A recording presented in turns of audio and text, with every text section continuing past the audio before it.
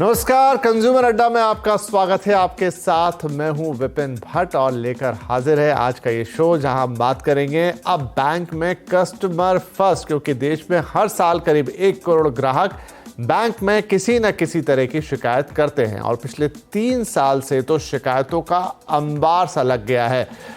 इसमें उल्टी बढ़ोतरी हो रही है। बैंक ना सुने तो शिकायत सुनने वाले ओम्बुड्समैन में भी शिकायतों का दायरा अब काफ़ी बढ़ गया है। तो जो लोग बैंकिंग सिस्टम में लगातार एडवांस, हम जिसे कह रहे हैं कि होता जा रहा है, उसमें आखिर क्यों इतनी शिकायतों का अंबार लग रहा है? क्या नई नई सुविधाओं के साथ नई नई शिकायतें भी अब जुड़ती जा रही हैं? और जबकि आरबीआई की तरफ से गठित कमेटी ने तो ढेर सारी सिफारिशें की हैं कि बैंकिंग ग्राहकों को राहत दी जाए, तो इसके बाद कितना बदलाव आएगा, आज कंज्यूमर अड्डा में इसी पर करेंगे बड़ी चर्चा। तो चलिए चर्चा की शुरुआत करेंगे। हमारे साथ कौन है वो आपको बताएंगे, लेकिन उससे पहले एक नज़र डालते हैं कि बैंकिंग में सुधार लाने के लिए, ग्राहकों को हिसाब से इसे बेहतर करने के लिए आरबीआई की गठित कमेटी ने क्या सुझाव दिए हैं या क्या कहना चाहती हैं वो। तो वो कह रहे हैं कि कस्टमर सर्विस का तरीका बदला जाए। जिस तरीके से कस्टमर को बैंक सर्व करते हैं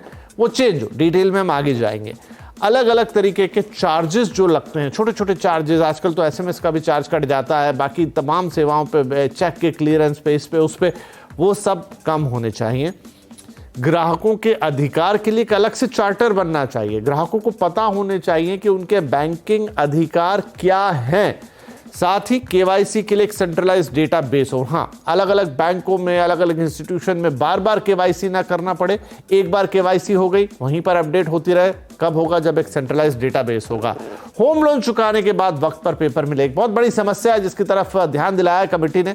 इस पर भी बातचीत करेंगे कि ये कितनी बड़ी और गहरी समस्या है और प्रॉपर्टी के दस्तावेज खोने पर बैंक की जिम्मेदारी बने, वो ये ना कहे कि खो गए, जिम्मेदारी ले और उपलब्ध कराए। तो ये वो कुछ बड़ी सिफारिशें हैं और आरबीआई ओम्बुड्समैन के हाथ भी मजबूत हो, ये इस कमेटी ने सिफारिशें दी हैं। तो ये तो बड़ी सिफारिशें हैं।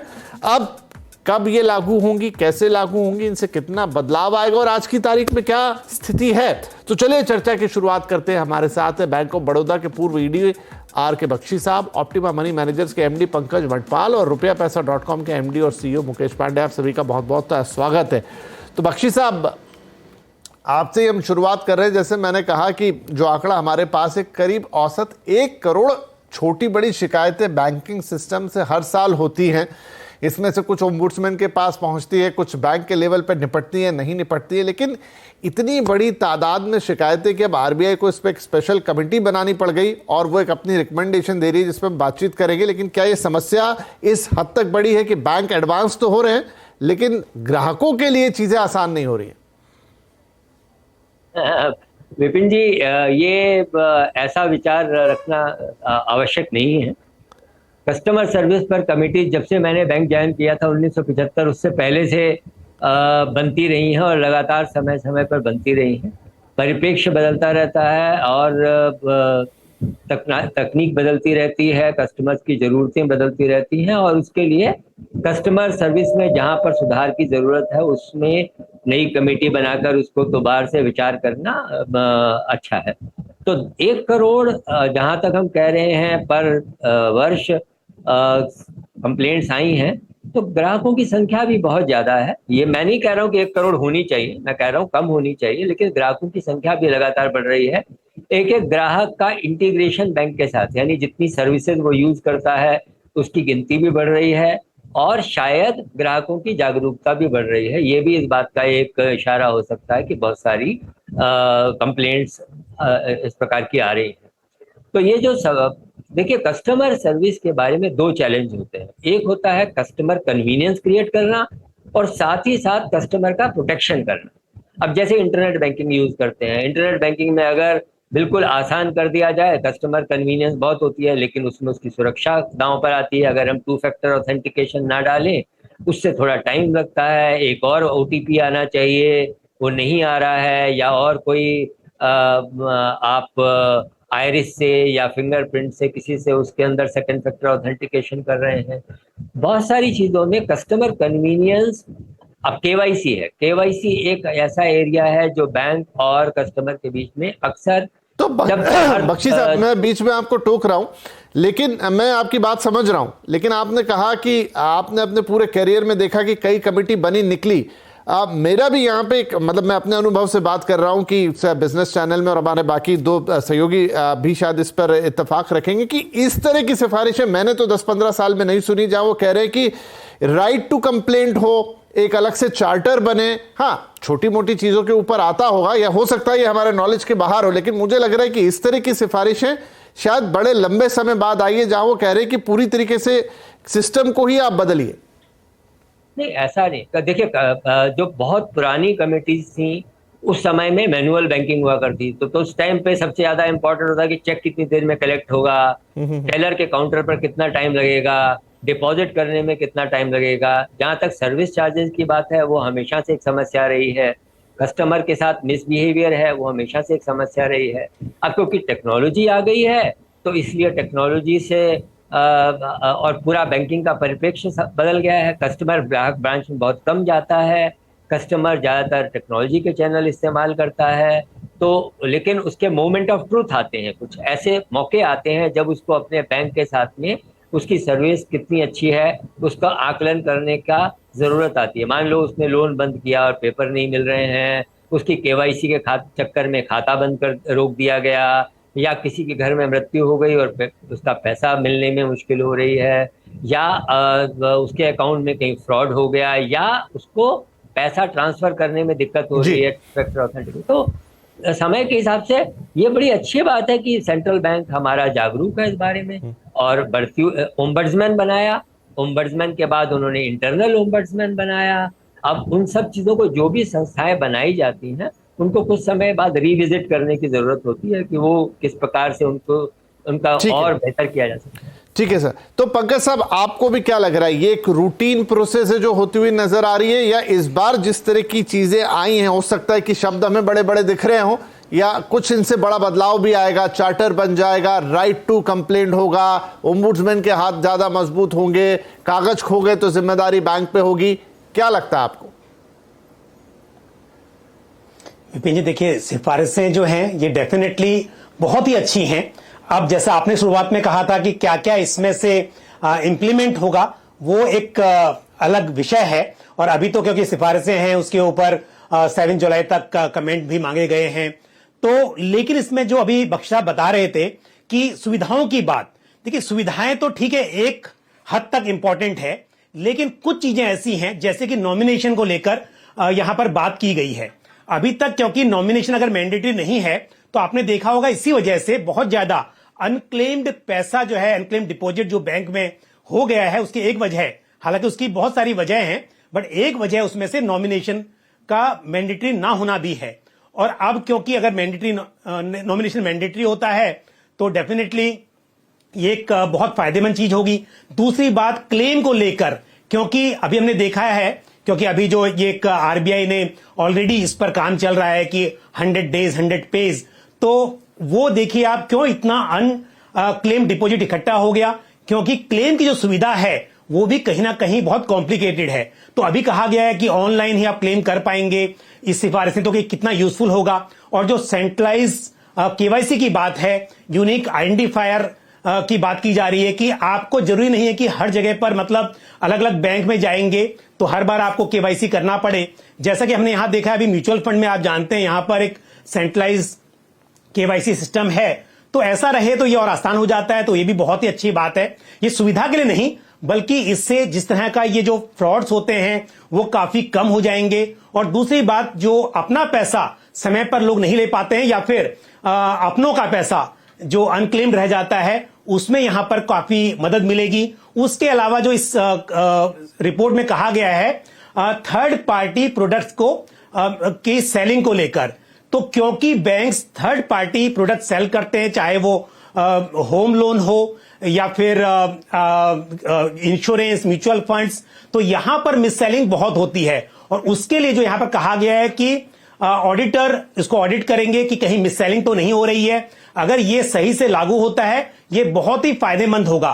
तो सुविधाएं तो एक जगह पर है, लेकिन उसके साथ साथ जिस तरह से मिस सेलिंग होती है या फ्रॉड्स होते हैं उनको भी कम किया जा सकेगा। तो मेरे हिसाब से अगर ये सारी जो सिफारिशें लागू होती हैं तो ये बहुत ही फायदेमंद होंगे। और दूसरा, ओम्बड्समैन को मोर पावर, ये और भी बहुत ही फायदेमंद हो जाएगा। तो मुझे लगता है कि ये चीजें जो भी यहां पर आ रही हैं इंप्लीमेंट होनी चाहिए। बिल्कुल। और जहां तक देखिए समस्या, हमने कहा कि बैंक एडवांस हो गए हैं, सब कुछ ऑनलाइन हो गया है, लेकिन अब सब मान लीजिए अमूमन तो समस्या नहीं आती, लेकिन जब आती है तो फिर बहुत मुश्किल हो जाती है।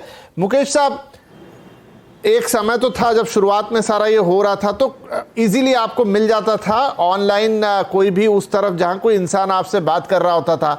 अधिकतर जगह आजकल चैटिंग आ गई है और उसके अलावा पूरा का पूरा वो मशीनरी जो आवाज होती है उसमें आप घूमते रहते हैं, ये बटन दबाइए वो बटन दबाइए, अंत में जाकर कोई एक व्यक्ति मिलता है और कई बार ये लाइन 15 मिनट 20 मिनट और आधे घंटे से भी बड़ी होती है। क्या ये बहुत बड़ी रियल समस्या नहीं है? मुझे नहीं पता इस चार्टर के अंदर उसका जिक्र है कि नहीं, लेकिन मैं ये रियल समस्या बता रहा हूं। आपको कोई दिक्कत हो जाए, आप बैंक को फोन लगाएं जो ऑनलाइन बैंकिंग वाला, आपके पसीने ना छूट जाए, तो इसमें कोई शक की बात नहीं। जी बिल्कुल सही बोला भट्ट साहब आपने, क्योंकि जब हम ऑनलाइन चैट के थ्रू अपने किसी भी कंप्लेन को रजिस्टर करने की कोशिश करते हैं तो बहुत ही लिमिटेड कीवर्ड्स को वो ले पाता है। कई ऐसी प्रॉब्लम होता है जिसको हम उन कीवर्ड्स से रिलेट नहीं कर पाते और उन कीवर्ड्स तक पहुंचते पहुंचते या किसी कस्टमर केयर रिप्रेजेंटेटिव से बात करते करते आधे पौने घंटे की भी देरी हो जाती है और सही मायने में उसका सोल्यूशन भी नहीं मिल पाता। क्योंकि जब हम फाइनली लैंड करते हैं किसी कस्टमर केयर एग्जीक्यूटिव से बात करने के लिए और अपनी प्रॉब्लम को उनको बता रहे होते हैं तो वो इतने एजुकेटेड या उनके बारे में उनको नॉलेज नहीं होती, तो वो अगेन आधा घंटा 15-20 मिनट का फिर से टैट लग जाता है ताकि उसकी रिजोल्यूशन मिल पाए। इसकी सोल्यूशन ये है कि हर बैंक के अंदर में एक ग्रीवियंस सेल हो। उस ग्रीवियंस सेल के अंदर में आदमी अगर पर्सनली भी जाकर के जाना चाहे और उसको अपनी कंप्लेन बात बता सके किसी से, और एक टैट के दायरे में उसको बांधा जाए कि उस कंप्लेन को 2 दिन 3 दिन के टैट में रिजॉल्व किया जाएगा। नहीं तो उस टैट के बाद अगर जाता है तो जो इंसेंटिवाइज और डी इंसेंटिवाइज की बात करी है उसको लागू किया जाए तो एक बहुत बड़ा फायदा उपभोक्ताओं को डायरेक्टली मिलता हुआ नजर आएगा। तो बख्शी साहब, क्या आप भी इस बात से एग्री करेंगे कि चलिए आधुनिक तकनीक ने, ऑनलाइन सिस्टम ने हमें बैंक जाने से रोका, ब्रांच जाने से रोका, आपके मोबाइल ऐप से भी बहुत सुविधाएं मिलती है, लेकिन कभी खुदा ना खास्ता किसी को कोई इशू हो जाए, कोई प्रॉब्लम हो जाए, किसी के साथ फ्रॉड हो जाए या कोई भी और प्रॉब्लम है जहां उसको किसी से बात करनी है, वो बहुत मुश्किल हो चला है। देखिए, मैं ये स्पष्ट कर दूं कि अगर मेरी बात से कहीं ये लगा कि ये इस कमेटी की जो महत्ता है उसको मैंने कहीं कम किया, नहीं सर, बिल्कुल नहीं। आपका अपना अनुभव है, वो बात भी आपकी सही है। ये बहुत ही सामयिक कमेटी है, यही मैंने कहा। इतनी तकनीक आगे बढ़ गई और उसके बावजूद 1 करोड़ की कंप्लेंट्स आ रही हैं। ओम्बड्समैन, इंटरनल ओम्बड्समैन बन जाने के बावजूद आ रही हैं। इसका मतलब कहीं ना कहीं कुछ ना कुछ कमी है। तो ये जो कमेटी है बहुत ही सामयिक है। पहले मैं आपका पॉइंट ले लेता हूं जो आप कह रहे हैं। तो इसमें एक कमेटी की रिकमेंडेशन ये भी है कि अगर आप IVR के थ्रू बात कर रहे हैं और ऑप्शन सिलेक्ट कर रहे हैं तो उसमें आपके पास किसी कस्टमर सर्विस एग्जीक्यूटिव से बात करने की सुविधा होनी ही चाहिए। अगर आप उन कीवर्ड से आप अपनी समस्या नहीं बता पा रहे हैं तो आपके पास ये सुविधा होनी चाहिए उस लाइन में कि आप किसी कस्टमर सर्विस एग्जीक्यूटिव से बात करके अपनी समस्या समझा पाएं। और ये भी है कि अगर आपकी लाइन कट जाती है तो ऑटोमेटिक कॉल आपको दोबारा वापस आना चाहिए। ऐसा नहीं है कि एक बार लाइन कट गई और आप दोबारा फिर जीरो से प्रोसेस। बख्शी साहब, इसमें तो सरकार की तरफ से रूल भी है कि इससे ज्यादा वेटिंग पीरियड नहीं होना चाहिए, 5 मिनट या 7 मिनट या 10 मिनट, एग्जैक्टली मुझे याद नहीं आ रहा, लेकिन कई बार तो घंटा भर भी लग जाए। मेरा अपना अनुभव मैं आपको बता रहा हूं, 1 घंटे से ज्यादा मैंने फोन होल्ड किया बैंक के साथ, नाम नहीं लूंगा मैं। हाँ, जरूर हुआ होगा। तो ये इन सभी चीजों को वो करने की देखिए, मैंने फिर कहा कि जैसे कस्टमर कन्वीनियंस भी होनी चाहिए, कस्टमर का प्रोटेक्शन भी होना चाहिए। जो नई तकनीक आ गई है उसका इस्तेमाल होके और सुविधा आगे बढ़ाई जानी चाहिए। जो संस्थाएं बनाई गई हैं उनमें क्या इम्प्रूवमेंट होना चाहिए। तो अगर आपने देखा होगा तो बड़ी खूबसूरती से इस रिपोर्ट को 3 भागों में बांटा गया। एक तो रेगुलेटर क्या करे, दूसरा बैंक क्या करे और तीसरा तकनीक का इस्तेमाल क्या किया जाए। तो रेगुलेटर के ऊपर भी ये कहा गया है कि रेगुलेटर भी, जो आपने कहा जो चार्टर ऑफ कस्टमर राइट्स है, इस नाम से एक 2014 में डॉक्यूमेंट बना था। लेकिन वो डॉक्यूमेंट एनफोर्सेबल नहीं, मतलब आपको ये है कि आपके ये अधिकार हैं, आप जानिए लेकिन आप उसका एनफोर्समेंट नहीं मांग सकते। तो अब ये कमेटी ये कह रही है कि इसको एनफोर्सेबल बनाइए, नंबर 1। नंबर 2, अगर आपने देखा होगा तो ये कमेटी की रिपोर्ट खाली बैंकों के बारे में नहीं है, बल्कि शब्द यूज होता है RE, यानी जो रेगुलेटेड एंटिटी। तो रेगुलेटेड एंटिटी, रिजर्व बैंक की जो रेगुलेटेड एंटिटी है उनमें NBFC भी हैं। तो NBFC को भी इसके अंदर अब वो शामिल करना चाहते हैं चार्टर ऑफ कस्टमर राइट्स में, और एनफोर्सेबल बनाना चाहते हैं। तो ये रेगुलेटर की जिम्मेदारी है कि वो ये करे। रेगुलेटर की जिम्मेदारी ये भी है कि वो एक बहुत बड़ा जो इम्पोर्टेंट इसमें रिकमेंडेशन है वो रेगुलेटर की जिम्मेदारी का, वो ये है कि एक कॉमन पोर्टल क्रिएट करे कंप्लेंट करने के लिए। कई बार कस्टमर को समझ में नहीं आता कि बैंक में किसको कंप्लेंट करे। तो अगर ये कॉमन पोर्टल हो जाता है, आपकी कंप्लेंट A बैंक से है या B बैंक से है या C NBFC से है, उस आप कॉमन पोर्टल पे डाल दीजिए और वो कॉमन पोर्टल उसको रीडायरेक्ट कर देगा to the correct bank, to the correct. नहीं, ये अगर ऐसा हो जाता है तो ये बख्शी साहब बहुत बड़ा कदम होगा, क्योंकि बात सही है। अगर आपको कंप्लेंट करना है तो आपके पास कोई चारा नहीं है, और वो प्रोसेस भी आज की तारीख में इतनी टीडियस है। तो कॉमन पोर्टल आता है और उसमें इजी स्टेप्स होते हैं, तो उससे बेहतर कुछ होगा नहीं। मुझे क्योंकि एक ब्रेक लेना है तो रुकना पड़ेगा, छोटा सा ब्रेक के बाद एक चार्जेस के ऊपर भी बहुत सारी बातें कही गई हैं। छोटे छोटे ही होते हैं, कई बार SMS का चार्ज ही मसलन कर लीजिए, लेकिन बहुत सारे लोगों को शिकायत होती है कि पता ही नहीं था और पैसा कट गया, भले ही वो 10 पैसा कटा हो। तो चार्जेस पर भी बहुत सारे रिकमेंडेशन आए हैं यहाँ पर अलग अलग। क्या वहां पर भी कोई राहत आएगी? बातचीत जारी रहेगी छोटे से ब्रेक के बाद। बैंक में कस्टमर फर्स्ट, क्योंकि RBI की कमेटी ने रिकमेंडेशंस दी हैं बैंकिंग सर्विसेज को सुधारने के लिए, उन्हें बेहतर बनाने के लिए, और ऐसा करने के लिए जहां कस्टमर को, ग्राहक को राइट टू कंप्लेंट मिले, उसे अपने अधिकार मिले और बेहतर बैंकिंग सुविधाओं का वो अनुभव ले। अब एक इंपॉर्टेंट चीज जो कही गई है इस सिफारिशों में वो है चार्जेस को लेके। नाना प्रकार के चार्जेस बैंक के अंदर होते हैं, कुछ छोटे चार्जेस, कुछ बड़े चार्जेस, कुछ नोन चार्जेस, कुछ समटाइम अननोन चार्जेस। हालांकि कहीं ना कहीं वो मेंशन होते हैं, लेकिन आम ग्राहक को उस तरीके से पता नहीं होता। पंकज साहब, ये कितनी बड़ी समस्या है? क्योंकि ये मैंने कई लोगों से सुना है, अलग अलग लेवल पे लोग शिकायत करते हैं कि भाई ये चार्जेस लग गए, बैंक डिमांड ड्राफ्ट के लिए अलग, चेकबुक इशू के लिए अलग, रिटर्न के लिए अलग, सर्टिफिकेट के लिए अलग, SMS का भी पैसा कट गया। सर्टेन टाइम ये ग्राहकों को बहुत चुभता है। कितना सही इन्हें रैशनलाइज करना? बिल्कुल बहुत जरूरी है, क्योंकि चार्जेस जो हैं, एक तो बहुत सारे चार्जेस हैं, और ऊपर से प्रॉब्लम यह है कि ये अकाउंट के हिसाब से एक ही बैंक में अब अलग अलग कैटेगरी के अकाउंट्स होते हैं, और उन कैटेगरी के हिसाब से कुछ ग्राहकों को हो सकता है चार्जेस लगे और कुछ को हो सकता है नहीं भी लगे। तो इस तरह से यहां पर कुछ भी अभी तक मतलब एक यूनिफॉर्मिटी नहीं है। बहुत सारे बैंक्स में अलग अलग कैटेगरी के अकाउंट्स हैं, यानी कि सेविंग्स बैंक अकाउंट है उसमें भी कैटेगरी है कि आपको मिनिमम कितना बैलेंस रखना है, तो क्या सुविधाएं आपको फ्री मिलेंगी और किन पर चार्ज लगेंगे। दूसरी बात, SMS को लेकर भी अलग अलग बैंक के अलग नियम हैं। कुछ बैंक्स में अभी भी मिनिमम ₹5 पर मंथ का चार्ज लगता है, जबकि आप कोई भी आपको SMS आ रहा हो या नहीं आ रहा हो, मतलब कि वो अकाउंट हो सकता है कि ऑपरेट ना हो रहा हो, तो भी मिनिमम ₹5 पर मंथ चार्ज लगता है। जबकि बहुत सारे बैंक्स ने अब रियल बेसिस पर, यानी कि अगर SMS जाएगा तो उसके लिए चार्ज लिया जाएगा, तो वो भी सुविधा है। उसके अलावा अकाउंट मेंटेनेंस का भी चार्ज लेते हैं।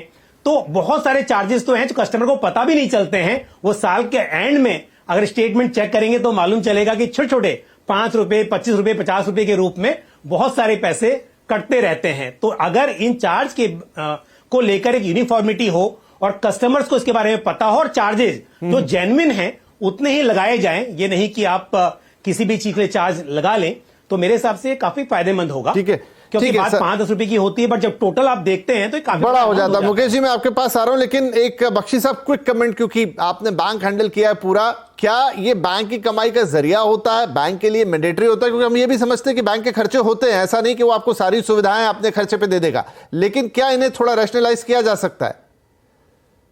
देखिए, चार्जेस, सेवाओं के लिए चार्जेस लेना एक ट्रांसपेरेंट तरीके से, जो कि डिक्लेयर्ड है, जो कि कस्टमर कॉन्ट्रैक्ट का हिस्सा है, पहली बात वो नाजायज नहीं कहलाया जा सकता, नंबर 1। नंबर 2, अगर वो ट्रांसपेरेंट नहीं है, एग्जॉर्बिटेंट है, और ग्राहक को जिस तरह से बताया गया उस तरह से ना लगाकर चार्ज किया जा रहा है, तो देखिए, अब कस्टमर ए बैंक में खाता खोलता है या बी बैंक में खाता खोलता है, उसके खोलने के कई उसकी रिक्वायरमेंट हो सकती है कि भाई ये मेरे नज़दीक है, या इसमें मुझे ज़्यादा सुविधाएं मिलती हैं, इसमें मेरे को ज़्यादा बेटर सर्विस मिलती है। तो उसके लिए थोड़े बहुत चार्जेस अगर होते हैं, तो जो इस कमेटी ने कहा है वो ये कहा है कि चार्जेस, और ये आपकी बात और पूर्व वक्ता की बात बिल्कुल सही है कि कहीं ना कहीं ग्राहक का दर्द है ये। तो इसलिए कमेटी ने ये कहा है कि आरबीआई जब बैंकों का सुपरवाइजरी रिव्यू करता है तो उस समय देखे कि वो उनके चार्जेस का शेड्यूल क्या है, उसमें एग्जॉर्बिटेंट तो नहीं है, कोई अनजस्टिफाइड चार्जेस तो नहीं है, जिससे कि एक सिस्टम लेवल पर। ठीक है सर, क्योंकि मेरा समय समाप्त हो रहा है, बट गॉट योर पॉइंट कि ये देखा जाए कि एग्जॉर्बिटेंट तो नहीं है, वो रैशनल है, उसको लिया जा सकता है, तो ठीक है, और ग्राहक को पिंच ना हो। मुकेश साहब, जो एक बड़ा पॉइंट इन्होंने कहा, और वो बहुत लोगों का पेन होता है कि आपने किसी बैंक से लोन लिया, होम लोन लिया, और 10, 15, 20 साल बाद जब आप कागज लेने जाते हैं या बीच में कभी आप घर बेच रहे हैं और वो कागज आपको चाहिए होता है, वो बहुत टीडियस प्रोसेस होती है। क्या वो भी एक क्विक प्रोसेस करना, जो ये रिकमेंडेशन आ रही है, वो बहुत ज़रूरी है, और उस चीज़ को सुधार में लाना चाहिए? जी बिल्कुल, कई बार ही देखा गया है कि अगर कोई भी कंज्यूमर अपने होम लोन को क्लोज करने के बाद या फिर अपने लोन को कभी किसी दूसरे बैंक से, एक बैंक से दूसरे बैंक में बैलेंस ट्रांसफर करा रहा है, तो जो दस्तावेज होते हैं प्रॉपर्टी के, उनको मिलने में अमूमन 10 से लेकर के 20 दिन लग जाते हैं, जो कि हर बैंकों का एक एडवाइस ये है कि जैसे एक HDFC बैंक या कोई भी XYZ बैंक है, एक सेंट्रलाइज्ड प्लेस हो और एक टैक्स से निर्धारित किया जाए कि अगर पेमेंट आने के बाद, लोन फोरक्लोज होने के बाद, एटलीस्ट जो मिनिमम टाइम है 1 वीक, 4 दिन, 5 दिन, इस दिन के दायरे के अंदर में अगर कंज्यूमर को उसके दस्तावेज सही टाइम पे मिल जाए तो वो बहुत बड़ा मूव होगा किसी भी कंज्यूमर के लिए, क्योंकि वो 15 दिन 20 दिन सिर्फ चक्कर ही काट रहा होता है। अच्छा अभी यहाँ है, अभी सर मिल नहीं रहा, वॉल्ट किसी और के हैंडल में है, तो बहुत सारे एक्सक्यूजेज होते हैं जिसके वजह से कंज्यूमर परेशान होता है। जी, तो चलिए, क्योंकि ये बैंकिंग एक इतना बड़ा क्षेत्र है और समस्याओं का भी इतना बड़ा दायरा है कि अगर चर्चा करें तो कई घंटे निकल जाएं, लेकिन समय सीमित है। बट हाँ, आरबीआई की तरफ से ये सिफारिशें हैं, अभी फिलहाल सिफारिशें हैं, इस पर सबकी राय ली जाएगी, और इन सिफारिशों को, जैसे बख्शी साहब ने शुरू में कहा कि सिफारिशें तो लंबे अंतराल से चली आ रही हैं, उनके इम्प्लीमेंटेशन कैसे होते हैं इस पर काफी कुछ निर्भर करेगा। लेकिन उम्मीद करते हैं इस बार सिफारिशें जिस ढंग से आई है, जिस तरीके से आई, एक बड़ा रिवॉल्यूशनरी चेंज शायद बैंकिंग सिस्टम में आ सकता है, जो बैंक और ग्राहक दोनों के फायदे को होगा। बहुत शुक्रिया आप सभी मेहमानों का इस चर्चा में शामिल होने के लिए। नमस्कार।